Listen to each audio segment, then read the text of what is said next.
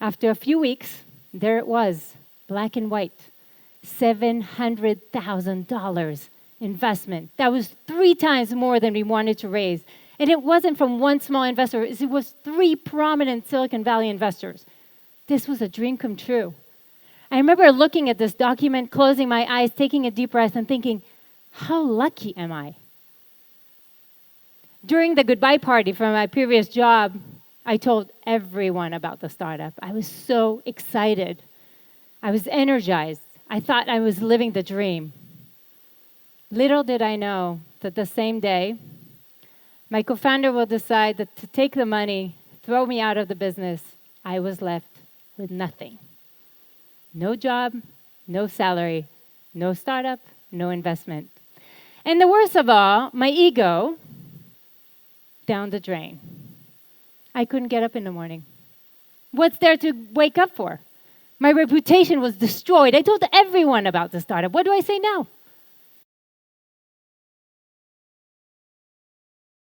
But I can say one thing. There is a lot of change in our future. And a lot of you will go through a lot of what I went through. Education system is not dealing with this today. We're not taught to decide what's next, how to figure out what's your genius and what's your strengths, where you should go next, how to get there. The good news that it can be taught.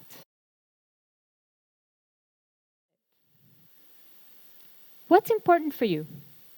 Don't look at 40 years. Our life changes. Life is in phases.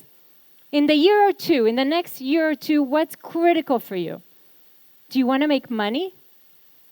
And it doesn't matter why. Maybe you need the money. I just wanted to make more than my husband. It doesn't matter. But sometimes that's what's critical for you. Maybe it's growth. I want to leap.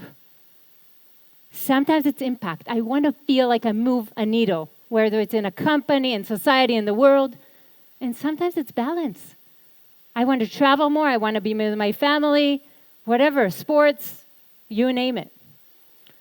No job, unfortunately, will give you all 4. If you think you have a job that gives you all 4, don't ever leave. But if you really analyze, each job will give you 2. Which 2 are critical for you today in the next year or 2? Literally, write down your mission. And from that, you will derive your goals. Write down the goals. Don't tell me I want to be happy next year. You can't measure that. It's a great mission, goal, but you can't measure that. But you can tell me I want an opportunity to management next year. I want a 10K increase for next year. I want 5 speaking gigs by next year. Make it concrete. But it also needs to be aligned with your mission and focus.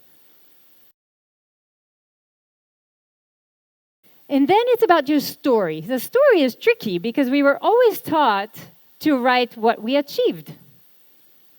But the story that actually is interesting is what you achieved according to what you want to do, not according to who you are today. You know, when I was in Intel, I was a developer. I wrote great algorithms. But what I realized is I actually kind of like interacting with customers. That was really cool.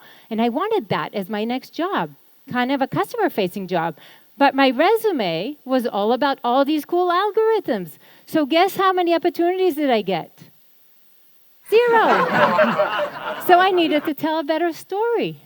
But my story did make sense because based on the requirements of, our customers I actually want, and I found a solution, and Intel acquired it for $4 million, and I deployed it in Intel. Yes, I had a customer-facing story. I was just not telling it. And then it's time to experiment. If you're not sure what you want to ask, then choose something.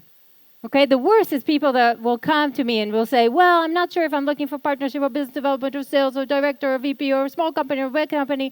I can't help them. That's it. Pick something and try it out.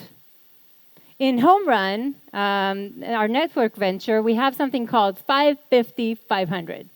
So what we ask is companies to apply to Home Run. We're going to take 5 minutes out of our day to look at the application and decide whether it's worth a phone call for 50 minutes. The 50 minutes will be whether they're worth 500 minutes, so that we'll invite them to our office, right? So it's experimenting. in your case, in the career, it's just the numbers change a little bit. So let's take them as 10 days, 10 weeks, 10 months.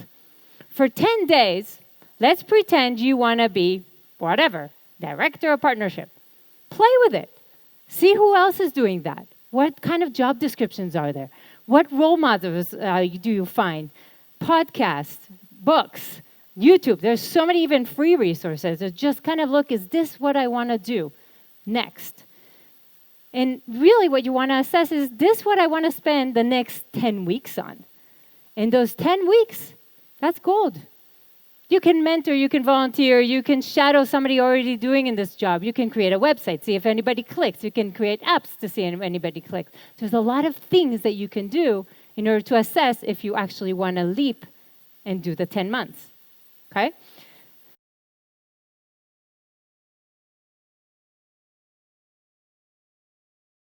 There's a lot of uncertainties that you actually need to deal with. But eventually you get to the peak. And the view is phenomenal. But far, far in the distance, there's actually a lot more peaks. Some of them are higher, some of them are wider, and there are people right now on those peaks. And you know what? It's okay, and it's great to always look for the next goal. It's great to look for the next peak. But you also need to remember to look back. Look how far you've come, what you have achieved. What can you take from what you achieved towards the next peak? And you also need to remember that that peak, you spend about, an hour on it. Most of the time is spent on the journey. So, enjoy the journey.